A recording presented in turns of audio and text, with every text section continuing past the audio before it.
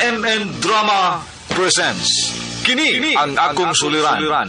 Sa bugtong tuyo nga kami makaalagad kaninyo, among gituyo pagmugna kining maong tulumanon nga pagatambagan nila ni Dr. ni Elaine Bathan nga mutabang sa pag-iway sa mga gumunhap ug kalibo nga inyong gihambin ilabi na sa punto legal. Dinisab si Dr. Rene Obra ang kaabag sa inyong suliran. Ang akong suliran. Kini ang akong suliran.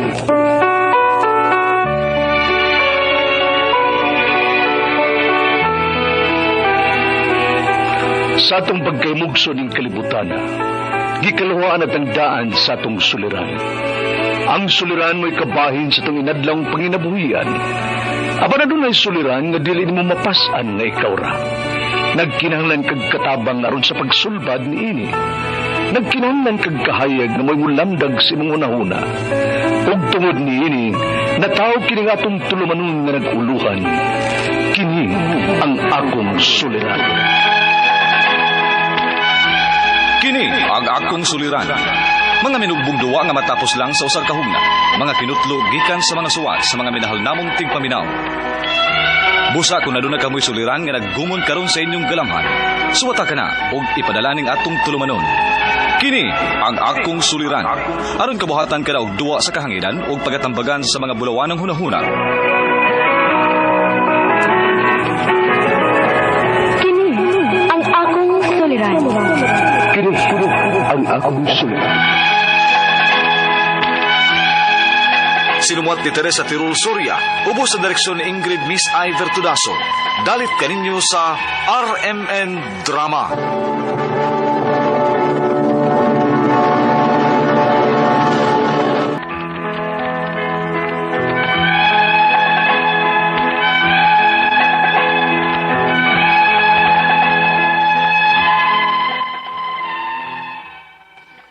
Mayong adlaw kaniyong tanan nga nagpaminaw karon ning tulumanon kini ang akong suliran. Ilabi na kaninyo Dr. ni Obra o Dr. ni Elaine Bathan. Ingon man sa mga artista nga maghatag kinabuhi ning akong suwat suliran. Ako si Roy, 33 anyos. Itago lang ang akong address. Punto legal kining akong suliran. Kabahin kini sa nga nahimo na ako sa kabit sa akong asawa.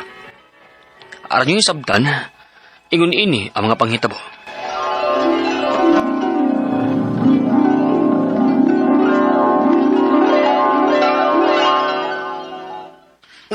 Ani mo kita no ikagimoy nagpisa sa akong kinabuhi. Ari, oy, day! Usay sa alam mo ni mo, ha? Ari! Gusto na!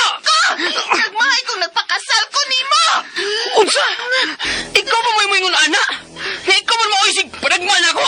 Bantay lang yun ka ha? Hapit na yung kumapalili mo. Day!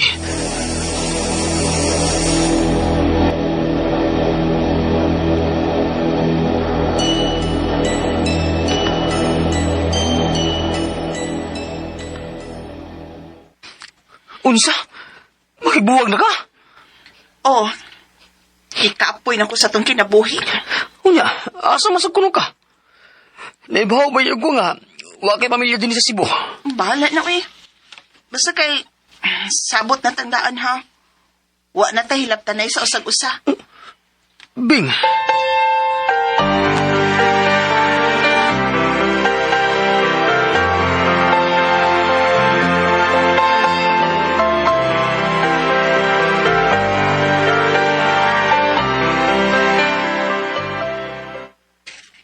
May gisaligan di ay.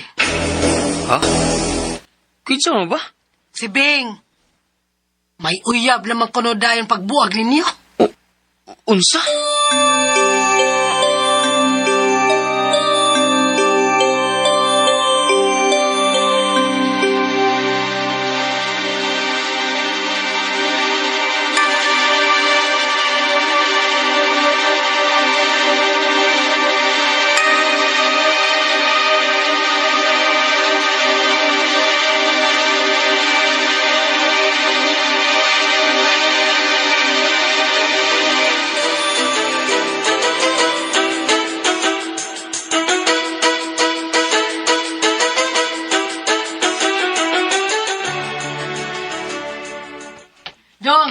Dong Roy. Dali sa godong. Unsa ma? Di ba si Bing man ka nang hakot sa mga gamit o nga nagpatabang sa mga silingan? Nipalit na di ay siya din eh. Oo, siya tuod. Unya, okay na din na nimo. Naa pa siya'y kauban nga lalaki, oh. Hala, sagdil na naman eh. Nagsabot naman sa dumi nga, wala namin hilabtan na eh. Roy,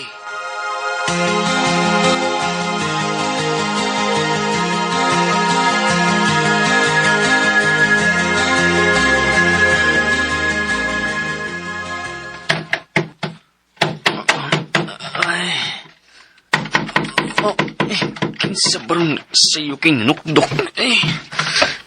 Kuwauson ako, be.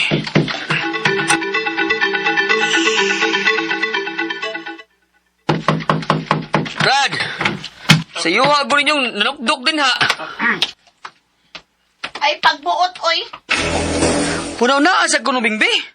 Nga naapay mga natog. Dili mo maikog. Uy, time pa. Nilapas naman mo. Ikaw naman ninyong kaapay ng party sa mong yuta. Sa inyong yuta, oy. Naapagyapoy ko katungod no anang yuta, ah. Kay dili pa ta anod. Asawa paghapon ko nimo. Unsa?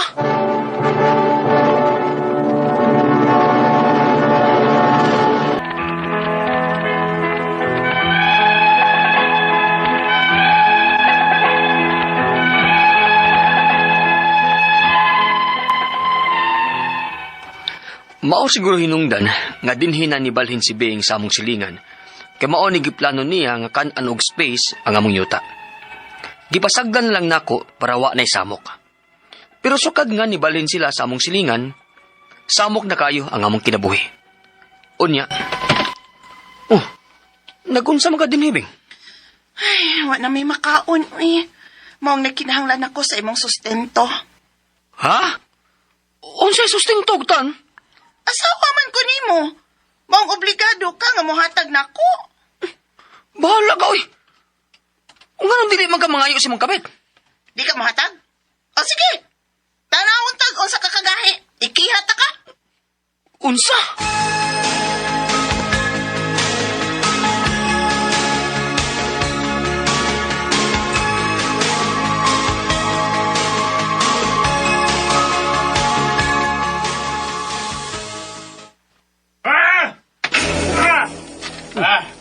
Kinsa mo ron?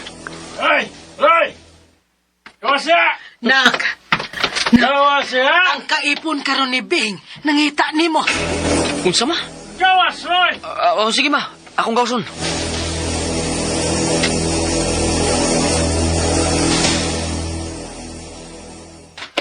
Unsa may problema ni mo, Brad? Ayaw tawag kag Brad. Ha? Ganon dili naman mo mamahawa dili. Unsa? Ug ganong kami man maoy mamahawa? Kibaw ko nga bakay gusto sa kong asawa. Kibaw ko! Kung magkaangkon kag-asawa, no? Ngano? Kasado ba gud mo? Ani malaga patyo ka! Brad, kanang konsilyo ba? Imo na ipalayo na! Hayop ka! Patyo mo ang tapon nimo!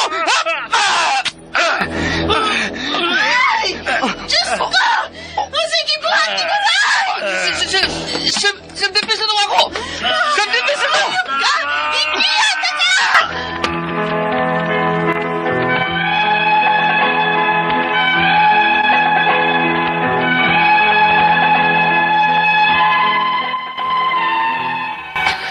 Wa na jud ko ilaing choice atong higayuna.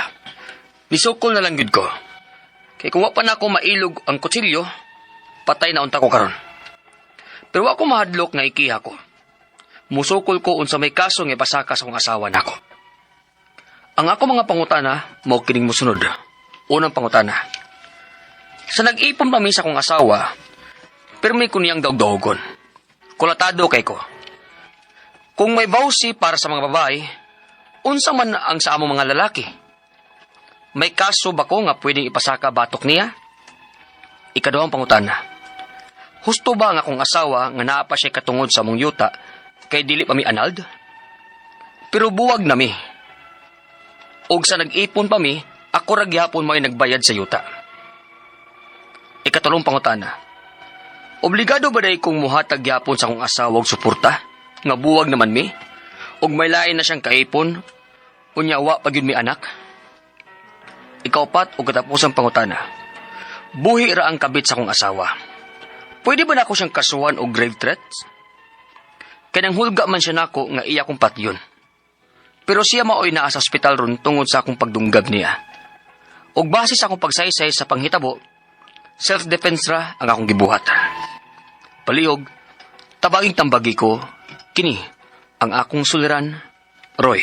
Maayong adlaw mga suking tigpaminaw kini si Attorney Elaine Bathano gako karong adlaw ang muhatag ninyo og tambag, tubag, solusyon, kalinawan sa inyong mga pangutana, mga problema na may punto, legal, personal, mga pangutana nato kabahin sa ato ang mga kapikas, karelasyon, kabanay sa ato ang mga properties, mga kontrata, mga dokumento nga legal, maskig unsa pa ng mga pangutana ninyo dinha, ipadala dayon inyong suwat sa suliran_612@yahoo.com or sa ato ang Facebook account nga kini ang Akong Suliran Official Writers Page. Pwede sad atong ipadala sa 3rd floor, Jose R. Martinez Building, Osmeña Boulevard, Cebu City.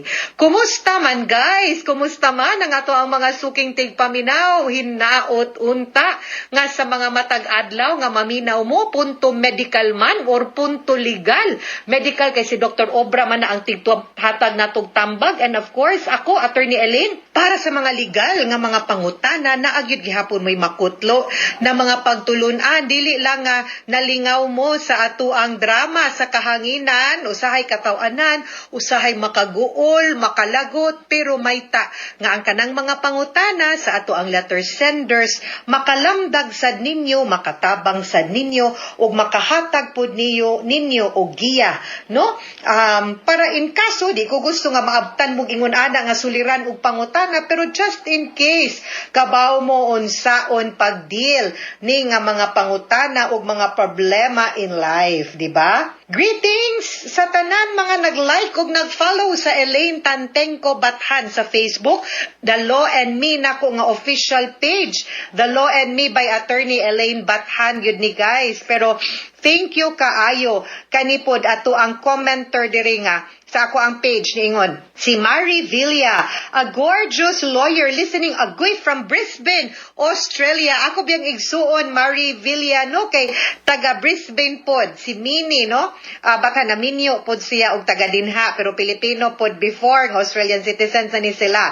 Ingon niya, I'm your avid fan, intelligent and spot on when you give the counseling, a bit of sermon, halaoy, which I like because some of them needs a bit home truth. God bless you pod, no? Salamat sad kang Johnny Piscos, Honey Roo, kang Glidel, kang Flora Mariano, kang Beverly Padua de los Reyes, kang Joan Bagaw, and kang Marcela Dapar Buaya. Thank you for your like and your followers, pag-following o pagpaminaw sa ato ang programa. Thank you for the greeting and magpasalamat sa ta sa mga maminaw nato og mag-like og nag-follow, no, dili lang ket sa kini ang akong suliran kay ang kaning ato ang mga programa sa stasyon hagoy mapaminaw gyud nato po live sa Facebook account ug sa salamat kaayo ninyo. Punto legal ta karong adlaw ug ang ato ang letter sender tawagon nato sa pangalan nga si Roy. Di man ni siya mosulti og asa siya, ipatago niya ang iyahang address kay medyo sensitive ni, no, ang ato ang drama kaganina nga napaminaw ug ang sa situation pod sa ato ang letter sender, at least, no, pagsugod pa lang ning angkon siya nga nakasala siya, no? Nakasa gyud ni siya. So naagyud ni siya ay nabuot na himo gyud, no? So mao ni ang iyahang unang mga kabay man ni sa relasyon, no? Kay murang nakasukol manggod siya na nagka-enkwentro lagi kay kanilaging mga bawal nga pag-ibig, guys. Unsaon man gani? Pero sige lang, ato ni no judgment ha, no judgment here. Unang pangutana. Sa nag-ipon pa mis akong asawa, permi ko niyang daog-daogon, kulatado kaayo ko. Kung naamay vowsy para sa mga babay, unsa man sa among mga lalaki, kay may kaso ba ko nga pwedeng ipasaka batok niya, okay? Women's Month celebration kay Marso ta karong mga panahon na. Timing yun kaayo. No, kani manggong violence against women and children, kabahin manggod ni sa mga pagprotektar no sa mga kababainhan ug mga bata laban sa mga abuso nga mabuhat pod sa mga lalaki nga ilahang karelasyon, no? Whether it's a dating relationship, common law partner, or legally married to each other, no, nga usahay ma-protect nga ma-subject sad sila to abuses or pag-abuso, no, nga nagkalain-lain nga klase sa abuso, dili lang physical, verbal pod appeal, psychological, emotional, financial or economic nga abuse, no, or kana nagprotektar ni pero mo lagi ning ilang ingon sa mga babay. Karon bali ang iyang pangutana kay para niya sa una siya dili siya abusive husband, siya ang battered husband, no? So ang pangutana naabay kaso, of course, no? Na may mga basic nga mga balaod under the revised penal code. Sama sa mga unjust vexation, physical injuries, nga pwede po ninyo nga mapasaka batok sa inyong asawa nga manakit ninyo physically, no? Ikaduhang pangutana, husto ba ang akong asawa nga naa pa siya'y katungod sa among yuta kay dili pa man mi anal pero buwag na mi ug sa nag-ipon pa mi ako ra gihapoy nagbayad sa yuta. Okay. Now ang ato ang situation, no? Ang situation nimo is ang imong asawa nakasa nimo. Now, ang ato man kung ingon nga the guilty spouse wala gyud nay share sa conjugal properties, no? Pero kung ingon man gud ka guilty, kinahanglan sad gyud nga maprobar pod nimo by a court order nga guilty gyud siya or nga nakasala gyud siya or ang court mo declare nga siya'y sad-an nganong nagbuwag mo or nganong ni-end or nganong nabati ang inyong relasyon, no? So that is the context. Pero kung wa pa na nato na probar as isa gyud ta nga naa gyud siya'y bahin. Of course, ang mga gibayan nimo pwede po na natong kwentahon i-deduct ug unsa man gani. Pero bottom line, i-remind ang imong asawa nga hoy nabiya kay kabit, no? Nakasa baya ka ayaw sa pag-asta-asta mura kag sikinsa, no? Kay tingalig, no, masumbalik ka ng imuhang pagkahigal o kanang kalaog. Ikatulong pangutana, obligado ba di ay kong muhatag gihapon sa akong asawa og suporta nga buwag naman mi ug may lain naman siyang kaipon ug wa pud mi anak. Legally speaking, ang suporta manggod adduha na ka klase nga support. Child support, suporta nato sa ato ang anak whether naminyo ka sa mama or sa bama anang bataa or wala. Obligado gyud ka nga ikaw ang papa. That's child support. Second nga klase nga support is spousal support. Legal spouse ang tawag ani, meaning to say naamoy papel na ay dokumento pagpamatuod nga minyo mong duha or you are legally married and part man na sa obligation nga spouses are obliged to render support. Dili ra ang bana ngadto sa asawa, ha? Ay mo pag-ingon ana, pwede bayag ang asawa, ang bana mangayo pud siyang asawa kung mas capable ang asawa kaysa sa bana, pwede gid mangayo ang bana. Gani lang usahay ang garbo bangan nga laki moy nangay support. Pero kibaw mo, naagyoy mga kaso nga mga ingon ana nga mangayong suporta. No, so right now wa mo'y anak di ka obligado mo hatag pero sa nga naa siya'y kaipon you don't have to give, kay buthon-naon she is living with somebody illegally and you can even sue her for adultery. Okay? Pat o katapusang pangutana. Buhira ang kabit sa akong asawa. Pwede ba nako siyang kasuhan o grave threat? Kay nang hulga man siya nako nga iya kong patyon pero siya maoy na sa ospital ron tungod sa akong pangdunggab niya. O base sa akong pagsaysay sa panghitabo, self-defense ra ang akong gibuhat. Okay. Ang pwede gud nimo, pwede man nimo sa ikiha grave threat, pero nga hindi man nimo sa ikiha og ang iya mong asawa for adultery. Kay kanang adultery maunay kaso nga ipasaka nato ngadto sa babay nga minyo nga nakighilawas, nakigrelasyon, di gani puyo, kani gapuyo pagyud sila, unsaon kaha ni, no? So I think mas grabe pa ni, no? So I think it's really ripe for an adultery case para mas klaro ang imuhang basihan nga di ka muhatag og suporta. Baga po nignaw imong asawag mga ipasag support na nagpuyo naman siya lain. Ato sa papangayo siyang laki na buang nayabag siya. Anong nimo man siya nang mangita suporta nga naka kaplag man siya glain, amunay pabuhian niya, ayaw ikaw, no? Move on mo sa inyong kaugalingong kinabuhi. Ana ra gyud na, ha? Mga suking tigpaminaw, hinaut unta nga namoy nakutlo na pagtulunan karong adlaw. Kini si Attorney Elaine Bathan, daghan kayong salamat sa inyong pagpaminaw sa atong tulumanon hangtod sa sunod nga sugilanon dinhi gapon sa tuang programa. Kini ang akong suliran gikan sa RMN Production Center, Radyo Mo Nationwide. Tatak RMN, daghang salamat o maayong adlaw.